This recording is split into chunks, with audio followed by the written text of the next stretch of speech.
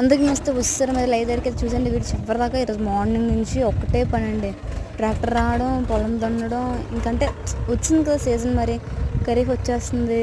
ఇంకా ఇప్పుడు ఏంటంటే మేము నువ్వులేద్దామని చెప్పి దున్నేసుకున్నాం అనమాట పొలం అంతా. చూడండి ఎంత బాగా దున్నారో, ఇంకా దున్నుతున్నారు.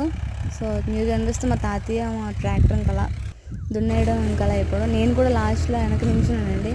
సో పట్టి కొట్టడం అంటారు కదా, అంటే లెవెల్గా చేయడం సాయిల్ని, అంటే దున్నింది లెవెల్గా చేయడం అంటారు.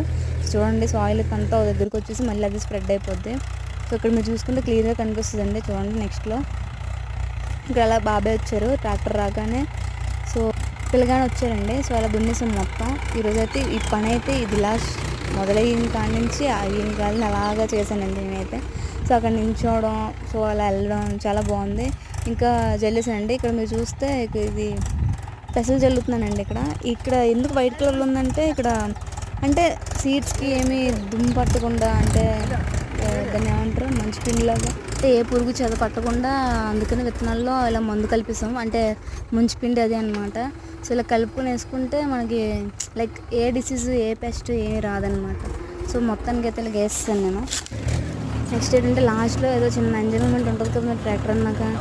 పల్లెటూరులో ట్రాక్టర్ అనగానే అమ్మాయిలకి అయితే ఇంకా సరదా అండి, నేర్చుకోవాలి అని చెప్పి బాబాని అడిగితే నెక్స్ట్ టైం నేర్పిస్తాను లారా, ఇప్పుడు ఎండ ఉంది కదా అని చెప్పి ఏదో చెప్పారు. సో అలానే మన ఛానల్ మరి సబ్స్క్రైబ్ చేసి సపోర్ట్ చేసేయండి. ఈ వీడియో చాలా లైక్స్ వస్తాయని ఎక్స్పెక్ట్ చేస్తున్నాను. అలానే వ్యూస్ కూడా. Thank you so much for watching.